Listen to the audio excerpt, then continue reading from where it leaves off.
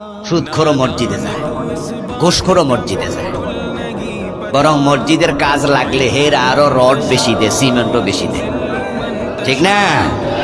কারণ যারা হালাল কামায় তাদের টাকা তো একটু কম, এই হারাম খোরের টাকা তো বেশি। এই জন্য হে একাই 1 টন দিয়া দেন, 500 বস্তা সিমেন্ট দিয়া দেন, হে আরো বেশি দেয়। আবার ঘুষখোরেরা সুদখোরেরা বেশি দেওয়ার পিছনে আরেকটা কারণ আছে। আমরা বেশি দেব, দান বেশি করা ভালো, কিন্তু ওরা বেশি দেওয়ার পিছনে আরেকটা কারণ হচ্ছে মনে মনে কয় এরপরও আল্লাহ নি মাফ করে। হাসরের দিন আল্লাহ যদি ধরে যে সুদ খাইনি কেন, তাহলে আমি কমু যে আল্লাহ আমি একা খাই নাই, তোমার মসজিদেও দিছি। এ জাতীয় চিন্তা থেকে হারাম খোরেরাও তার আল্লাহর পথে দান করে, কিন্তু তাদের দান কবুল হবে না, তাদের নামাজ ইবাদত কবুল হবে না।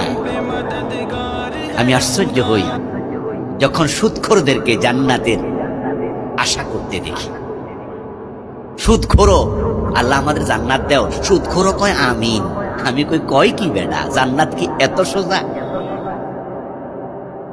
قال رسول الله صلى الله عليه وسلم من أكل درهم ربا وهو يعلم أنه أشد من 36 زينا। নবীজি বলেন, যে ব্যক্তি জেনে বুঝে 1 টাকা সুদ খায় তার আমল নামায় 36 বার জেনার গুনাহ লিখে দেয়া হবে।